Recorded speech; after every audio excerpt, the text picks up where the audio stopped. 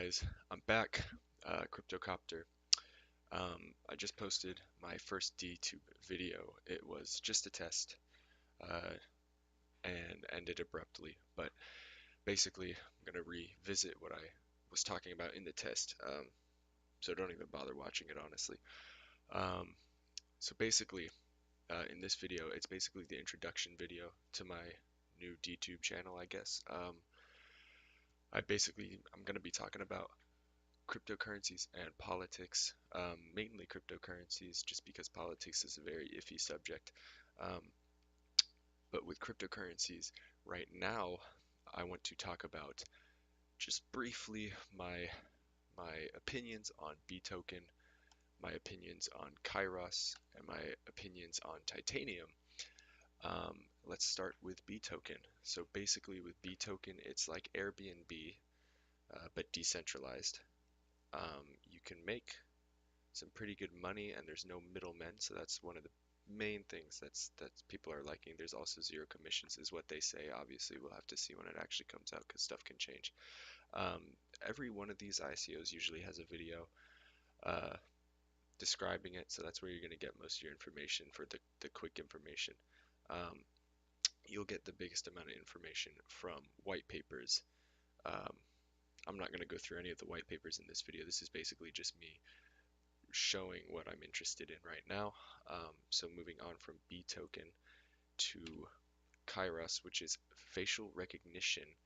Uh, you may be wondering why that's even important, and I guess you could say it's important because of there's Windows Hello, there's the new iPhones with all their face recording or um, what is it, Face ID, stuff like that. So basically, what Kairos is doing, it basically gives you control over your face, and basically what I mean by that is you are the sole holder of your data, your digital face, your data. So if anything needs your face as like a way to verify who you are, you're the one that holds that, and you basically get compensated for using or for allowing people to see your face or have access to your face. So it's it's sort of like a privacy coin, but it's not really for the privacy of trading the coins. It's more of privacy of owning your own digital face, which is important because you don't just want people owning that. So basically, I'm interested in this one. I'm going to try to get into the ICO for Kairos. For B token, I actually want to get in after the ICO, mainly because US investors cannot join, sadly. But I want to get into it after the ICO so that I can jump in on the initial drop. So what happens for most ICOs is that they'll drop, the ICO will happen, like the ICO will finish, and the price of the coin will just it'll usually jump. For titanium, it did basically 4x jump. It went from $1 to $4 and 20 some odd cents. So that was the initial jump. And then it crashed like a rock, like it usually does. So that's usually what happens. So that's my plan to buy in is roughly around here for B token. I'm already actually in titanium, so I'm making some decent money on that. I did not sell on the initial jump, which was a mistake, but I'm hodling for uh, I'm gonna say about a year. I'll see where it is after that. I think it'll be well above what it is now, popularity-wise, because right now sitting at a market or a volume of only half a million, or yeah, $500,000, and doesn't even have a calculated market cap because of how new this coin is, and a total supply of 44 million is ridiculous. This coin is not going to stay at $2 for a while. Anyone who got in the ICO, I would suggest hodling it. All these people, they made quick money and they probably bought back here too. That's probably what caused this spike. But I mean, it's a quick way to make money, but it's also risky because you don't know how far it will go up past when you sell, or may have never even gone down, or maybe have never gone down back to the point that they sold. So then in the end, they would have been losing money. Um, so titanium was an ICO that got my eye basically because of its low supply. It's got a lower supply than Kairos and B token. They also have less than a billion, which is usually what is usually what I go for um, in an ICO. So it had 35 total million pre-sale for the ICO. It's a 60 million total. I'm assuming for the total supply right now, this is just because it's the titanium holds their certain amount, so I'm assuming they're holding about that 15 million. Um, so basically, I liked this one simply because it it was unique in my opinion because it's the infrastructure for a business, not just a business. So B token is technically just a business. Um, Kairos is sort of a business, I guess, and titanium was the infrastructure to secure your business, so like cryptography to keep it safe from online hacks and whatnot like that. So it's making that very easy. That's why I think I'm gonna hodl this one for a while, simply because it's just gonna take time for businesses and companies to start using it. So um, I'm gonna hodl here. There's also a video for this one as well. They do very good jobs of explaining it, but remember, always look at white papers. White papers will have the in-depth analysis.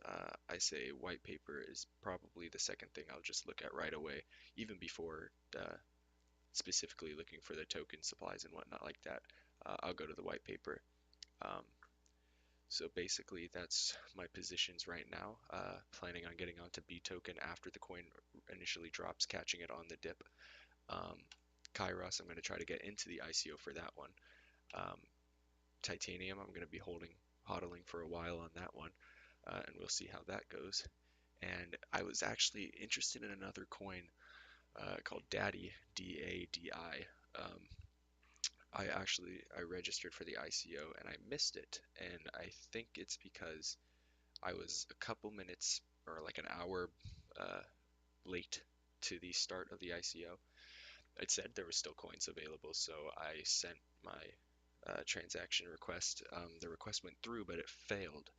So I believe that it failed simply because the time that I bought in, it hadn't already calculated that it had sold out, or it hadn't shown me that it had sold out. So I believe that's probably why I didn't make it into that ICO. I may keep an eye on that one. I have a feeling that one's going to drop quite a bit from when the ICO finishes, so maybe it's a good thing I can buy off the dip for that one. Um, so basically, those are the positions that I'm planning, the positions that I have. I also have Tron, Cardano, and Fuel right now. Those are all on Binance. I'm trying to day trade a little bit on Binance. This is what I'm planning to start up. I've been kind of hodling. I'm hodling Tron, I'm hodling Cardano because they're just too low to sell right now. I mean, they have potential, especially if the market cap for crypto in general goes up, considering it's sitting at 555 billion right now. So once that gets back up to 700 billion or 800 billion, whatever that crazy number it was when Bitcoin was up, I mean, there's total potential for it to get back to that spot.